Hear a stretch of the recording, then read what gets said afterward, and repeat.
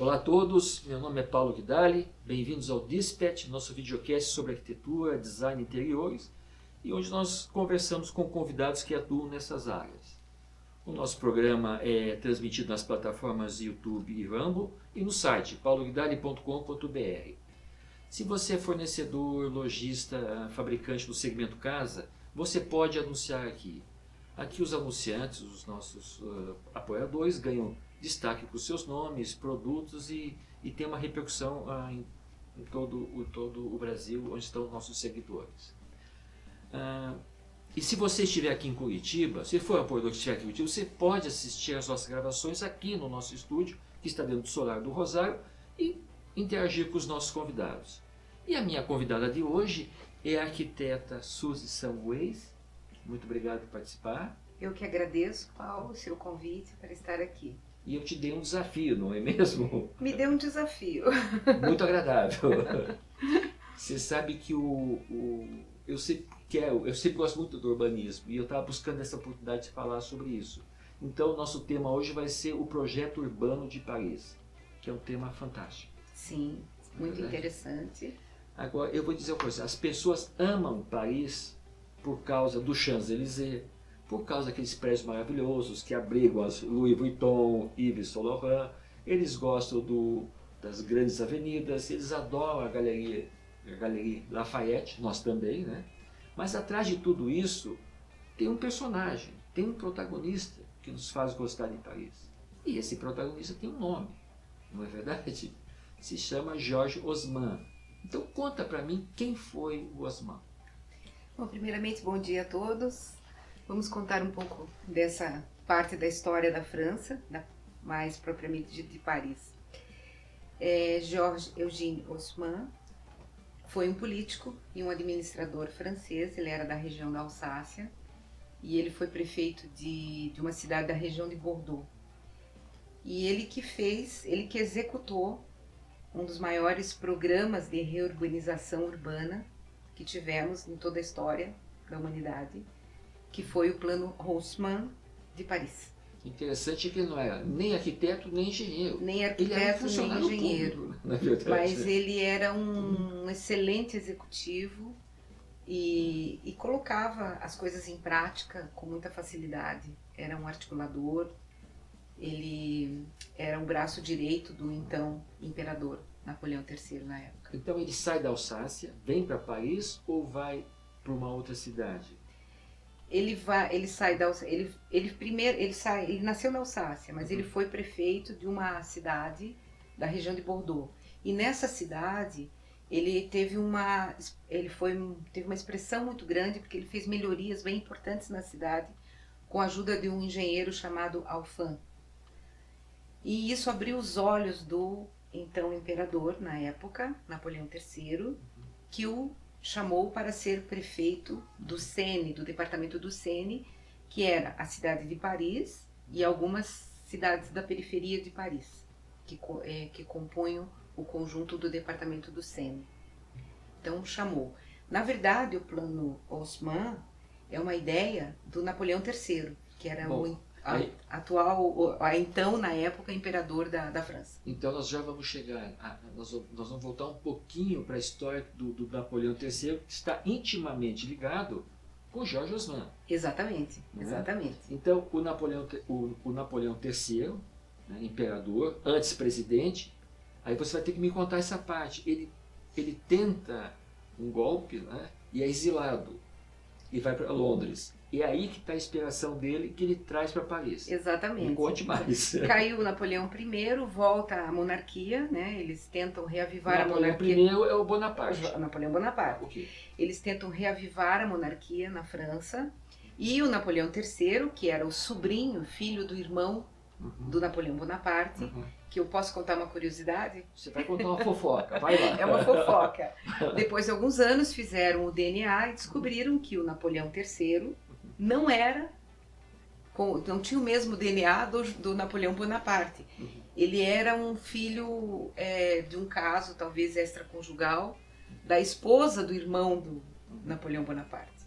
Mas ele nunca soube disso e era o Napoleão III. Morreu sem saber. Morreu sem saber. Melhor. E nesse período, então, que a monarquia tenta voltar com Carlos X, Luiz Felipe, o Napoleão III tentou alguns golpes para assumir o governo da França. Na época a presidência seria.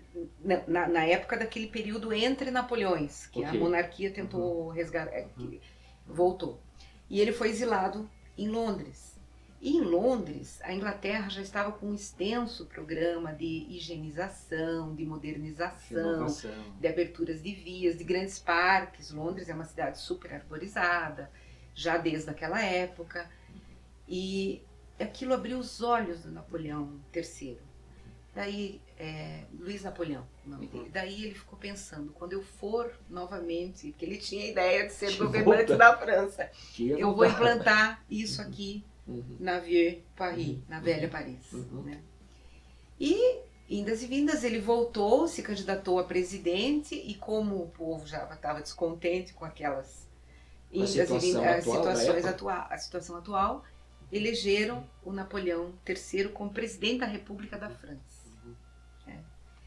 E ele governou por 2 anos, só que pela Constituição, na época, ele não poderia se reeleger. Então o Napoleão III aplicou um golpe, apesar de ter ocorreram várias rebeliões, a população ficou descontente e tal, mas ele assumiu, se auto-intitulou Imperador da França. Então seria o Segundo Império, que seria o Imperador Napoleão III. Ele pode não ter o DNA do tio dele, mas ele fez como tio, né? Sim. Ele adorava o tio, né? Adorava o tio. Inclusive, muitas das iniciativas dele eram, muito do que existia nesse plano dele, eram ideias do próprio Napoleão Bonaparte. Agora conta-se, né, que o Napoleão Bonaparte, antes de morrer, né, ele comentou, né, ele precisaria viver mais 20 anos para transformar Paris. Sim. Enfim, é o sobrinho dele que acaba. Inclusive tem uma frase do Napoleão Bonaparte que diz que ele queria transformar tanto Paris que nenhum vestígio da velha Paris poderia ser reconhecido na cidade. Radical, né? Radical. Eles eram bem radicais, esses Bonaparte. Sim.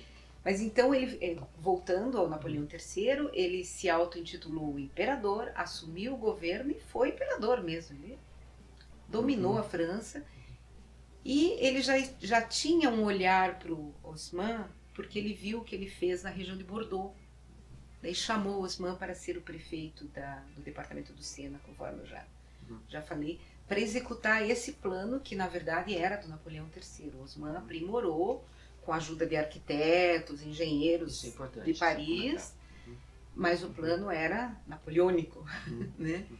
Mas se não houvesse uma pessoa como o Haussmann, não teria acontecido nada disso.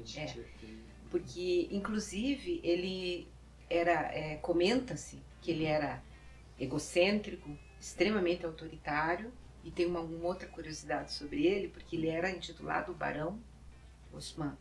Esse título de barão foi ele mesmo que se auto-intitulou barão. Ninguém deu esse título para ele, nem o Napoleão. Ele mesmo se auto-intitulou. Eu, de agora em diante, sou o Barão Haussmann. E me respeitem, porque eu vou mudar Paris. Agora, os seus detratores o chamavam de o homem de demolição. Né? Alguns chamavam de o artista da demolição. Né? Acho que ele mesmo se auto-intitulou artista da demolição depois que ele foi mandado embora, né? Que ele acabou sendo deputado numa outra região. Ele escreveu uma coletânea de livros chamados de Memórias, que daí ele fala que ele era o artista da demolição.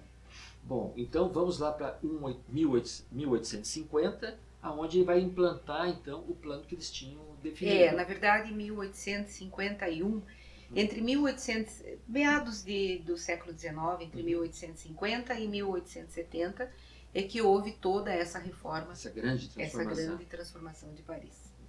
Bom, para fazer uma transformação dessa, teria que haver alguns motivos. Um deles era exatamente o fato de ser uma cidade insalubre, que precisava ser modificada, e que isso que você vai me contar agora. Como era o estado, como é que estava a situação de Paris em 1850?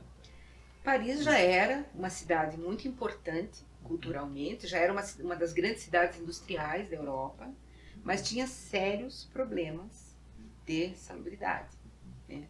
a região central, principalmente na Ilha da Cité, onde está a Catedral de Notre-Dame, que já existia, inclusive a Catedral de Notre-Dame, era muito densa. Algumas regiões, alguns bairros próximos ali, o bairro do Marais, ela tinha uma malha labiríntica, uma malha urbana labiríntica, com ruelas bem estreitas, as ruas eram bem estreitinhas, as construções muito altas, eram construções estilo germânico, com aqueles enxaiméis, a estrutura era toda de madeira, e uma concentração, uma densidade populacional muito, muito grande.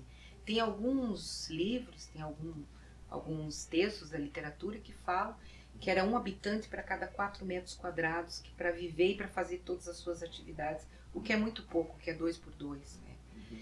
E tinham regiões que ainda era bem pior. E ali, e Paris tinha sofrido algumas epidemias grandes de cólera e de tifo, então tinha muita doença. O esgoto era céu aberto naquela região. Claro que regiões mais perto do Arco do Triunfo, que ainda é uma parte nobre de Paris até hoje, já existia um esgoto melhor, já tinham melhores condições, uma infraestrutura melhor da cidade. Mas nessa região mais central era muito difícil viver. E além do mais, era uma cidade muito perigosa. E tem um outro aspecto também, que é o aspecto político-militar. Como os franceses sempre foram muito rebeldes, sempre gostaram de incendiar tudo, agora Até recentemente estavam incendiando aí as lixeiras, né, por conta de uma rebelião, eles incendiavam muito, haviam muitos incêndios e as barricadas, muitas barricadas. Paris, nesta época, na primeira metade do século XIX, nós podemos ter uma ideia de como era Paris quando você vai buscar na literatura universal, o clássico, o grande clássico do Victor Hugo, Os Miseráveis, que tem o livro, depois transformou-se em musical, tem vários filmes, mostra exatamente retrata bem essa como era Paris, as rebeliões, as barricadas, inclusive uma das personagens principais morre de tifo, se não me engano, cólera, as doenças, os perigos, né, os problemas que Paris tinha. Então, uma forma de higienizar a cidade, esse movimento, esse conceito higienista, né, de higienizar a cidade, de limpar, de embelezar, seria fazendo esse plano. E existem muitos autores que enfatizam essa questão político-militar, para ele poder ter um controle maior das barricadas, das rebeliões, porque naquelas ruelas, como que a cavalaria, era muito difícil a cavalaria entrar, os militares entrar para conter, né, os franceses rebeldes. Ou seja, havia ali, para o Napoleão III, bons motivos, Sim, bons argumentos para implantar o plano dele. Exatamente. Talvez com baixa resistência até então. Agora vamos ver o que aconteceu durante a implantação. Que surgiram, obviamente, vozes contrárias, não é verdade? Pessoas que se rebelaram com aqueles 19 mil prédios destruídos, e você vai me contar agora. Paris parecia que tinha acontecido um terremoto em Paris. Naquela rua de Rivoli, que é a rua lateral ao Louvre, ficou um horror aquilo, parecia que tinham soltado uma bomba atômica, porque ele demoliu Paris inteira, como você falou, demoliu 19 mil prédios históricos, depois construiu, lógico. Ele dava carta de desapropriação, então o oficial batia na casa das pessoas e de agora em diante você vai morar lá na periferia, porque isso aqui agora é do Estado, é do imperador. E tirou aquela população pobre, aquela população proletária, e mandou para as regiões mais periféricas de Paris. Isso, claro, que houve um descontentamento muito grande dessa população, né? E mesmo ele colocando nas regiões mais periféricas, Paris nessa época tinha 11 arrondissements. Arrondissements são aqueles distritos que são como bairros, que na verdade têm a sua própria administração, né? Não tem total poder, mas tem a própria administração, um pouco diferente do bairro, tipo subprefeitura. Exatamente. Né? E normalmente os arrondissements são divididos em 4 bairros. Né? E ele criou 20, que é a Paris como se tem hoje. Então foram 20 arrondissements. Essa população proletária, pobre, miserável, né? Dos miseráveis do Victor Hugo, bem retratado, né? Foi para essas regiões mais periféricas, mas eles tinham que pagar o imposto Os impostos eram altos, então houve um descontentamento muito grande. Alguns artistas, algumas figuras ilustres da cidade, o próprio Victor Hugo era contrário a algumas medidas. O Charles Baudelaire, poeta francês, né, romântico, escreveu um poema chamado Cisne, que retratava toda a melancolia que ele tinha daquela destruição a sua Paris amada, do Vieux Paris, né, a Paris amada, com todas as histórias e todas as memórias. Então houve realmente, e fora o transtorno criado nesse período, nesse recorte de 17 e 20 anos, na cidade. Imagine você viver numa cidade que está inteira quebrada. Mas, por outro lado, ele deu muitos empregos. A primeira fase foi muito mais complicada, porque as pessoas eram os próprios moradores, os trabalhadores, a classe proletariada. E eles não tinham capacidade técnica para executar as intervenções. Então, dessa forma, o plano, o cronograma dele estava sempre em atraso. Demorou muito mais o processo do que poderia ser com pessoas, com profissionais capacitados. Esse foi um outro problema que ele enfrentou. E presumo que isso também exigiu mais investimento, né? Ele teve que buscar mais recursos. Sim, ele desapropriava as casas, daí os ricos, né, compravam, os construtores, pagavam a desapropriação, mas esse dinheiro ia para o Estado. E com esse dinheiro eles construíam. Conseguiam. E ele realmente gastou, foi um gasto imenso. Uma das razões que nós vamos chegar lá no final, que ele foi demitido. Mas ele fez empréstimos, foram criados bancos, e ele fazia empréstimos desses bancos a longo prazo, em troca de favores. Então, por exemplo, ele desapropriou uma parte ali, digamos, da Champs-Élysées. Então, ele dava como benefício para esses banqueiros aquela parte ali. Então, eles podiam construir aquelas grandes construções e cobrar preços exorbitantes, que como é Paris até hoje. Ele fez uma troca. Uma troca. E dessa forma, ele era muito, muito inteligente. Então, ele era um homem realmente, assim, que nós temos que ter um profundo respeito pelas ações e bem à frente do bem tempo. À frente do tempo.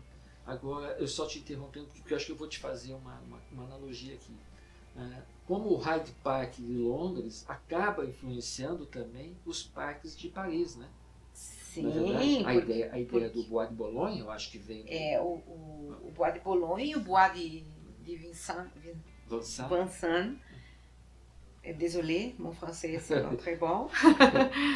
O Bois de Vincennes, o Bois de Boulogne, que são parques nos dois lados da cidade, foram criados nessa época pelo engenheiro Alphand. Foram plantadas milhares e milhares de espécies vegetais, que um dos itens do plano era o bem-estar da população, né? Para que os parisienses pudessem levar as crianças, as famílias, ter lugares arborizados. E não foram só os parques. Ele fez o Monceau, foi reformado, criaram o Parque Monceau dentro da cidade, porque o Bois de Boulogne e o Vincennes são externos, são mais afastados. Criaram, e além de arborizarem as avenidas, as ruas, né?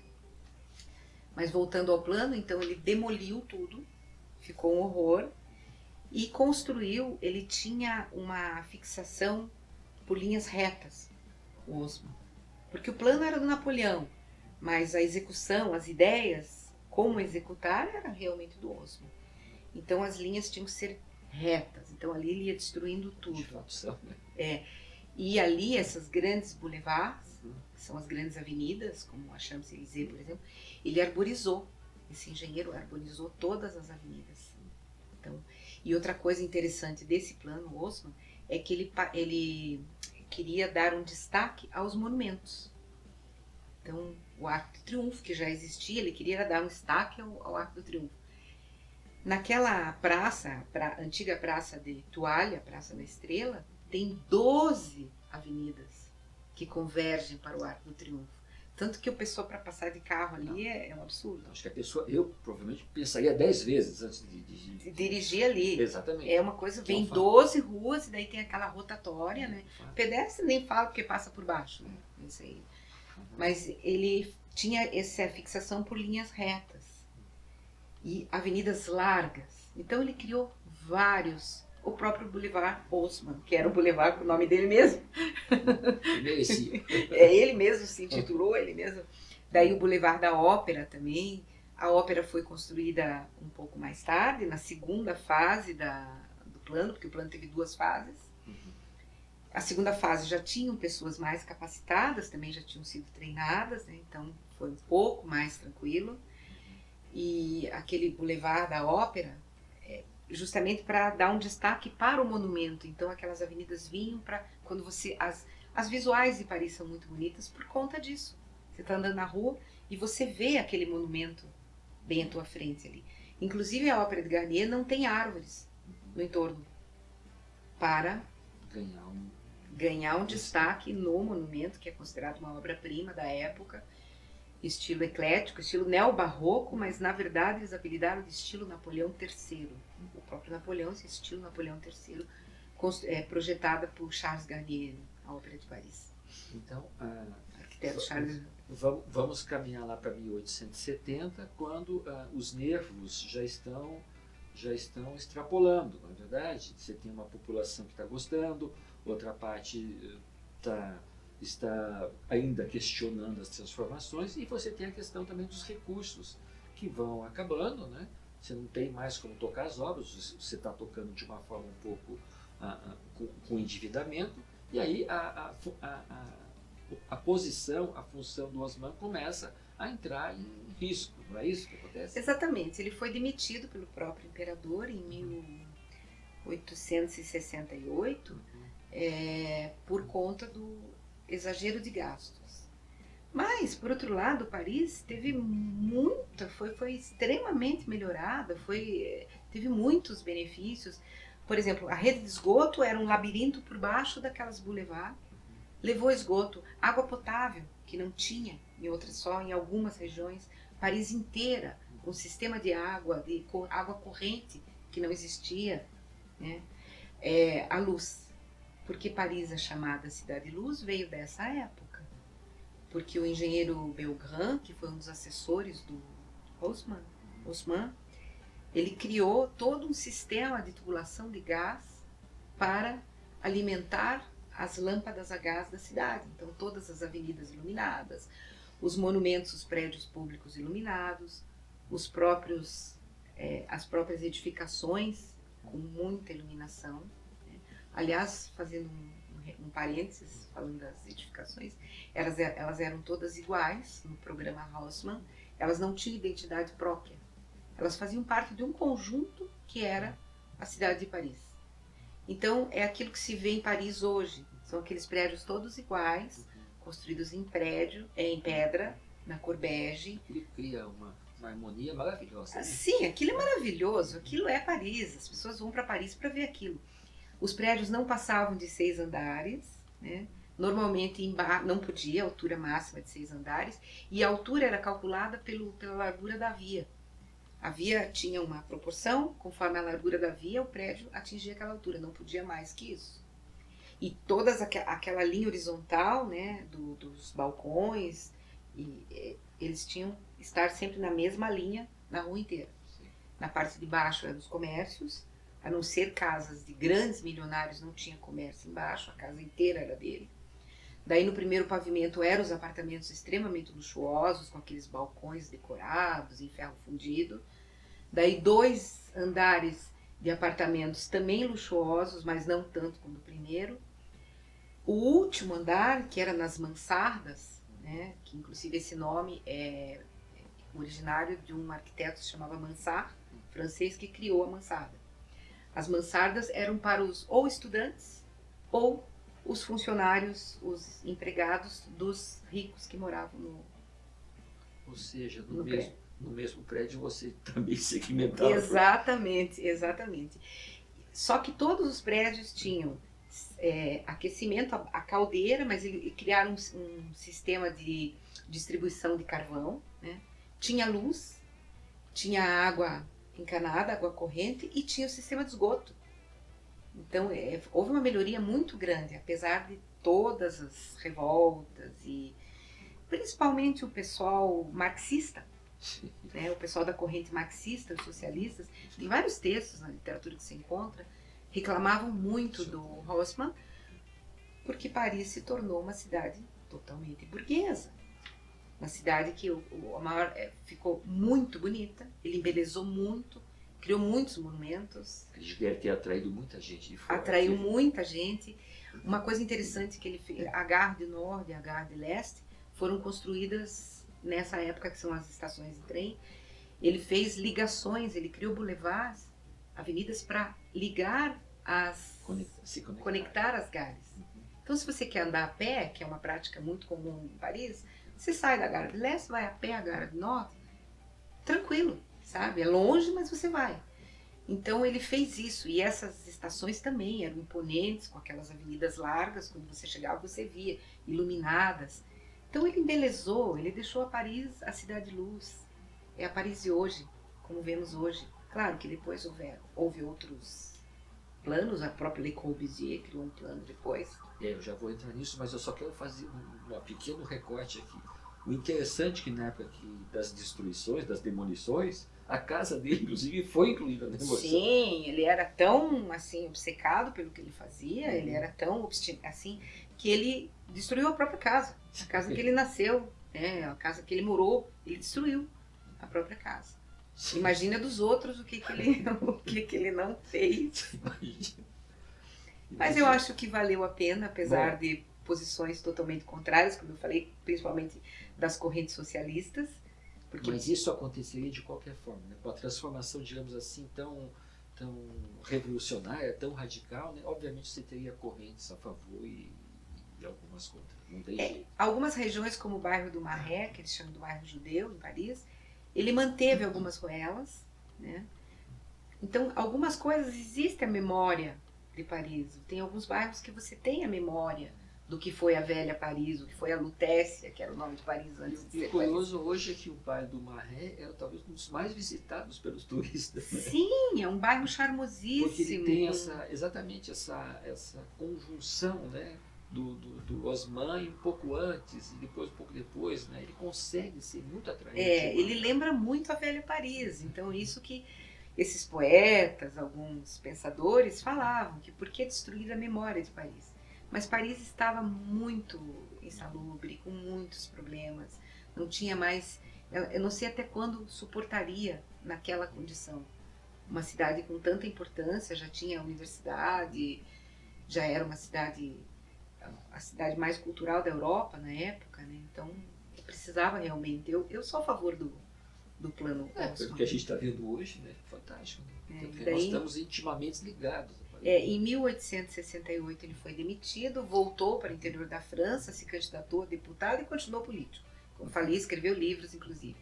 Em 1870 o imperador o Napoleão III caiu, né? E depois ele foi para uma guerra, acabou sendo capturado e morto.